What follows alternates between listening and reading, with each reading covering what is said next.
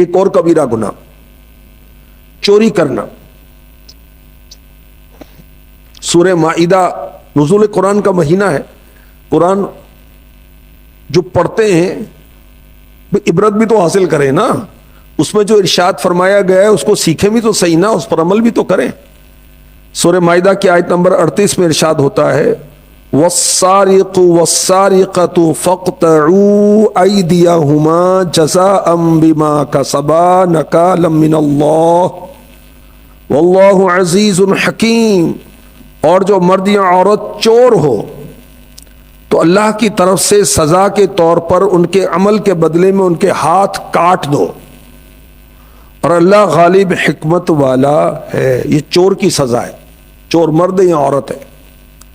یہ شرعی اعتبار سے جب چور ثابت ہو جائے, اور یاد رکھیے یہ سزائیں حکومت نے دینی ہوتی, عوام نے نہیں دینی ہوتی کہ ہمارے ملازم نے چوری کی تھی ہم نے ہاتھ کاٹ دیے نا استغفر اللہ, پھر حکومت پکڑے گی, پولیس پکڑ کے لے جائے گی.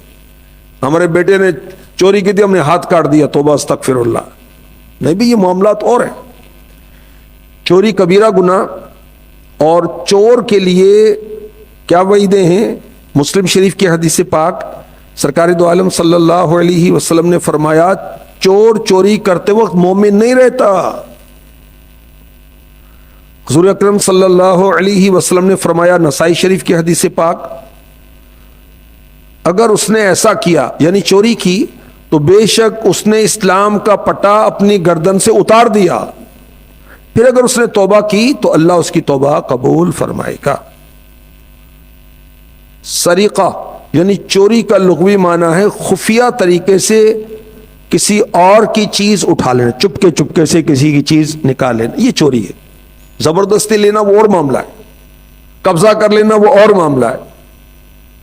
شرعی تعریف یہ ہے چوری کی, کسی عاقل بالغ شخص کا کسی ایسی محفوظ جگہ سے کہ جس کی حفاظت کا انتظام کیا گیا ہو 10 درہم یا اتنی مالیت یا سے زیادہ کی کوئی ایسی چیز جو جلدی خراب ہونے والی نہ ہو, چھپ کر کسی شبہ و تعویل کے بغیر اٹھا لینا.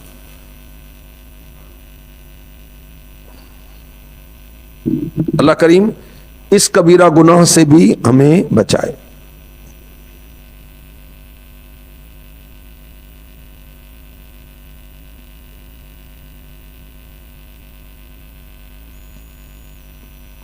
ڈاکہ ڈالنا یہ بھی کبیرہ گناہ ہے, یعنی یہ بھی اللہ کی اور اس کے رسول کی نافرمانی ہے, بہت بڑی نافرمانی ہے کہ انسان ڈاکہ ڈالے. سورہ مائدہ کی آیت نمبر 33 میں ارشاد ہوتا ہے انما جزاء الذين يحاربون الله ورسوله ويسعون في الارض فسادا ان يقتلوا او يصلبوا او تقطع ايديهم وارجلهم من خلاف او ينفوا من الارض ذلك لهم خزي في الدنيا ولهم في الاخره عذاب عظيم وَلَهُمْ فِي الْآخِرَةِ عَذَابٌ عَظِيمٌ. بے شک جو لوگ اللہ اور اس کے رسول سے لڑتے ہیں اور زمین میں فساد برپا کرنے کی کوشش کرتے ہیں, ان کی سزا یہی ہے کہ انہیں خوب قتل کیا جائے یا انہیں سولی دے دی جائے یا ان کے ایک طرف کے ہاتھ اور دوسری طرف کے پاؤں کاٹ دیے جائیں یا ملک کی سرزمین سے جلا وطن کر کے دور کر دیے جائیں, یا ان کے لیے دنیا میں رسوائی ہے اور آخرت میں ان کے لیے بڑا عذاب ہے. اور ہے نا قبیلے کے کچھ لوگ مدینہ پاک میں حضور پرنور صلی اللہ علیہ وسلم کی بارگاہ میں حاضر ہوئے تو انہیں آب و ہوا موافق نہ آئی, تو سرکار مدینہ علیہ الصلوۃ والسلام نے ان سے فرمایا صدقے کی اونٹنیوں کی چراگاہ میں جاؤ, ان کا دودھ اور پیشاب پیو. انہوں نے اسی طرح کیا تو تندرست ہو گئے. پھر وہ مرتد ہو گئے, یعنی ایمان سے پھر گئے. مرتد اس کو کہتے ہیں جو مسلمان ہو کر پھر کافر ہو جائے. انہوں نے چرواہوں پر حملہ کر کے چرواہوں کو قتل کر دیا, اونٹ لے کر بھاگ گئے. تاجدار رسالت صلی اللہ علیہ وسلم کو اس واقعے کی خبر پہنچی تو آپ نے ان کے پیچھے لوگوں کو بھیجا جو انہیں گرفتار کر کے لے آئے.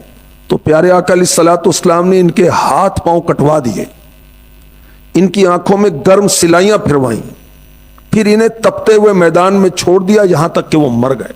یہ بخاری شریف کی حدیث پاک ہے. تو ڈاکو کی سزا ان میں اتنی طاقت ہو کہ راہگیر ان کا مقابلہ نہ کر سکیں. اب چاہے ہتھیار کے ساتھ ڈاکہ ڈالا یا لاٹھی لے کر یا پتھر وغیرہ سے بیرون شہر راہزنی کی ہو یا شہر میں رات کے وقت ہتھیار سے ڈاکہ ڈالا، دارالسلام میں ہو، چوری کی سب شرائط پائی جائیں، توبہ کرنے اور مال واپس کرنے سے پہلے بادشاہ اسلام نے ان کو گرفتار کر لیا. اب ڈاکو کی 4 سزائیں قرآن نے بیان کی. انہیں قتل کر دیا جائے، سولی پر چڑھا دیا جائے، سیدھا ہاتھ اور الٹا پاؤں کاٹ دیا جائے، ملک سے نکال دیا جائے. یہاں اس سے مراد ہے کہ قید کر لیا جائے. ڈاکوؤں نے کسی مسلمان کو قتل کیا، مال نہ لیا تو انہیں قتل کیا جائے گا. اگر قتل بھی کیا، مال بھی لوٹا، تو اب بادشاہ اسلام کو اختیار ہے ہاتھ پاؤں کاٹ کر قتل کر دے یا سولی دے دے. سولی دینا کیا ہوتا ہے؟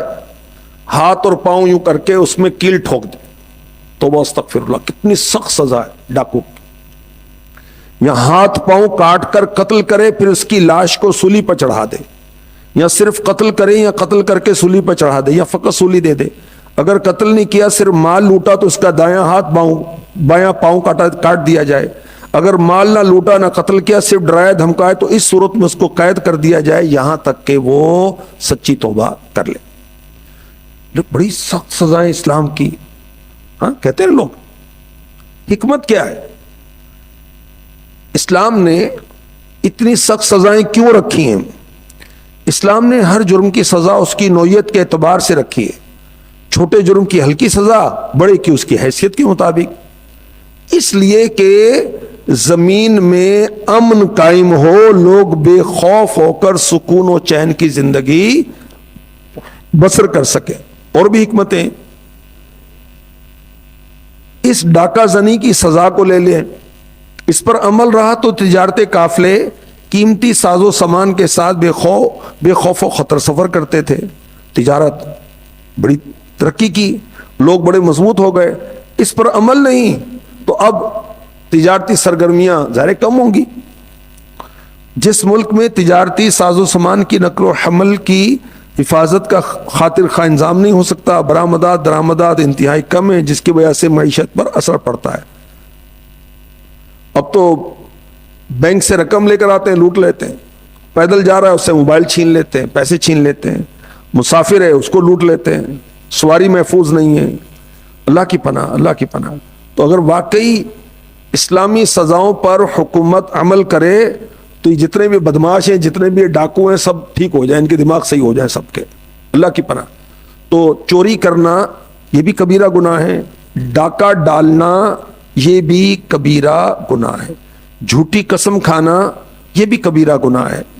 ہمارے آقا علیہ الصلوۃ والسلام نے فرمایا کبیرہ گناہ یہ ہیں اللہ کے ساتھ شریک کرنا، والدین کی نافرمانی کرنا، ناحق کسی جان کو قتل کرنا، جھوٹی قسم کھانا. یمین غموس اس قسم کو کہتے ہیں جس میں بندہ عمدن یعنی جان بوجھ کر جھوٹ بولتا ہے. اس قسم کو غموس اس لیے کہتے ہیں کہ اس طرح کی قسم کھانے والا شخص گناہوں میں ڈوب جاتا ہے. ایک شخص نے عرض کی خدا کی قسم اللہ پاک فلاں شخص کی مغفرت نہیں فرمائے گا. تو اللہ پاک نے فرمایا یہ کون ہے جو مجھ پر قسم کھا رہا ہے؟ اللہ کی قسم فلاں شخص کو اللہ نہیں بخشے گا، اس نے یوں کہا تھا. تو اللہ پاک نے فرمایا یہ کون ہے جو مجھ پر قسم کھا رہا ہے؟ میں فلاں کی مغفرت نہیں کروں گا. بے شک میں نے اس کی مغفرت کی اور اس کے عمل کو برباد کر دیا. اب اس میں نا ان کے لیے سیکھنے کی چیز ہے جو نیکیاں کرتے ہیں مگر گناہ کرنے والوں کو ان کو حقیر سمجھتے ہیں. نہیں بھائی، اگر ہم نیکی کر رہے ہیں تو اللہ کے لیے کر رہے ہیں نا بھائی، اچھا لگانے کے لیے تھوڑی کر رہے ہیں لوگوں کو. اچھا اگر کوئی گناہ کر رہا ہے تو کیا معلوم کب وہ اللہ کی بارگاہ میں توبہ کر لے. کوئی نیکی اللہ کی بارگاہ میں اس کی پسند آ جائے، اس کا بیڑا پار ہو جائے. اچھا ہم نیکی کر رہے ہیں، ہو سکتا ہے ہماری نیکیوں کے اندر دکھاوا شامل ہو جائے، ریا شامل ہو جائے، خود پسندی شامل ہو جائے، میں اپنے آپ کو نیک سمجھنے لگ جاؤں. یاد رکھیں جو اپنے آپ کو نیک سمجھتا ہے وہ نیک نہیں ہوتا. جو نیک ہوتے ہیں وہ اپنے آپ کو گناہگار کہتے ہیں. بی بی عائشہ صدیقہ طیبہ طاہرہ عابدہ زاہدہ مفتیہ مجتہدہ رضی اللہ تعالی عنہا سے پوچھا گیا کہ امی جان نیک کون؟ فرمایا جو اپنے آپ کو گناہگار سمجھے۔ فرمایا کہ گناہگار کون؟ فرمایا جو اپنے آپ کو نیک سمجھے۔ نیک کون؟ فرمایا جو اپنے آپ کو گناہگار سمجھے۔ تو نیک آدمی اپنے آپ کو نیک سمجھتا نہیں ہے۔ تو خیر ہم نیکی کرتے ہیں تو بھی کس پر احسان کرتے ہیں کہ میں بڑا نیک آدمی میری عزت کرو؟ تو لوگوں سے عزت لینے کے لیے ہم نیکی کر رہے ہیں۔ ہم نے داڑھی رکھی اس لیے کہ لوگ ہماری عزت کریں، امامہ باندھا اس لیے کہ لوگ عزت کریں، نماز پڑھتے اس لیے کہ لوگ عزت کریں، حج ہم اس لیے کرتے ہیں، عمرہ ہم اس لیے کرتے ہیں، زکوٰۃ اس لیے دیتے ہیں، صدقہ اس لیے دیتے ہیں، دین کا کام اس لیے کرتے ہیں۔ نہیں بھائی، ہم تو اللہ رسول کی رضا کے لیے کرتے ہیں نا۔ لوگ عزت کرتے ہیں ان کی مہربانی نہ کریں، ہم تو اللہ رسول کے لیے کر رہے ہیں۔ جھوٹی قسم کھانا یہ بھی کبیرہ گناہ ہے۔ اللہ کے حبیب صلی اللہ علیہ وسلم نے فرمایا 3 لوگوں سے اللہ پاک قیامت کے دن کلام نہیں فرمائے گا، انہیں پاک نہیں کرے گا، دردناک عذاب دے گا۔ تکبر سے اپنا تہبند لٹکانے والا، احسان جتانے والا، جھوٹی قسم کھا کر سودا بیچنے والا۔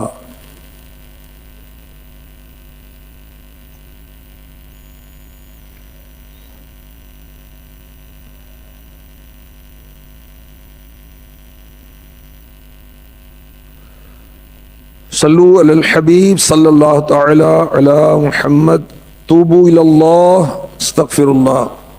اللہ کریم ہمیں ان تمام گناہوں سے چھٹکارا عطا فرمائے اور سچی توبہ کی توفیق عطا فرمائے۔ اب سچی توبہ کس کو کہتے ہیں؟ توبۃ النصوح، ایسی توبہ کہ توبہ کرنے والا پھر دوبارہ گناہ کی طرف نہ جائے، اس کو توبۃ النصوح کہتے ہیں۔ اس کی مثال دی گئی جیسے دودھ بکری بھینس گائے کے تھن سے نکل گیا واپس جا سکتا ہے؟ نہیں۔ تو ایسے ہی گناہوں سے توبہ کرنے والا گناہوں کی طرف واپس نہ جائے۔ جب ایمان والا سچی توبہ کرتا ہے اللہ اس کے گناہ معاف فرما دیتا ہے۔ اب اس کا مطلب یہ نہیں کہ نمازیں معاف ہو گئیں، نہیں۔ جب سے بالغ ہوئے، بچہ 12 سے 15 سال کے درمیان بالغ ہوتا ہے، بچی 9 سے 15 سال کے درمیان بالغ ہوتی ہے اسلامی سال کے لحاظ سے۔ تو اب نمازیں پہلے نہیں پڑھی تھی، اب اعتکاف میں آئے یا بیان سنا، احساس پیدا ہوا، سوشل میڈیا پر سن لیا تو توبہ کی، یار واقعی میں نماز نہیں پڑھا تو توبہ استغفر اللہ۔ تو جو نماز وقت پر نہیں پڑھے اس کی توبہ کرنی ہے، جو نمازیں ہیں وہ اس کے ذمے ہیں، وہ پڑھنی پڑیں گی۔ قضا نمازوں کا طریقہ رسالہ پڑھ لیں، اس کے لیے وہ پورا حساب بنانا ہوگا کہ اتنی زندگی میں میری نمازیں رہتی ہیں، وہ پڑھیں۔ اب اس میں فرائض اور وتر یہ پڑھنے ہوتے ہیں، چاہے ایک ایک تسبیح کے ساتھ پڑھ لے، مگر وہ ادا کرنی ہے۔ اسی طرح رمضان کے روزے نہیں رکھے، اب توبہ، میں نے توبہ کر لی، اب پچھلے میرے 30 سال کے روزے باقی ہیں بالفرض، وہ 30 سال کے روزے رکھنے پڑیں گے۔ اسی طرح زکوٰۃ نہیں دی کہ جو میں توبہ کرتا ہوں، بھائی توبہ کر رہے ہیں، زکوٰۃ جو پچھلی ہے اس کا حساب لگا کر اس کو دو، پے کرو اس کو۔ اسی طرح کسی کا مال چرایا، کسی کا مال چھین لیا، کسی کو مارا، کسی پہ ظلم کیا، اس سے معافی مانگنی پڑے گی، اس کا مال اس کو دینا پڑے گا۔ حق بندے کا مارا، توبہ اللہ سے کر رہا ہے۔ بھائی بندوں کا حق بھی اللہ نے مقرر کیا، اللہ سے بھی توبہ کرے، بندہ سے بھی، بندوں سے بھی توبہ کرے، یعنی سے معافی مانگے اور اس توبہ کے تقاضے پورے کرے۔ اللہ کریم ہمیں سچی توبہ کی توفیق عطا فرمائے۔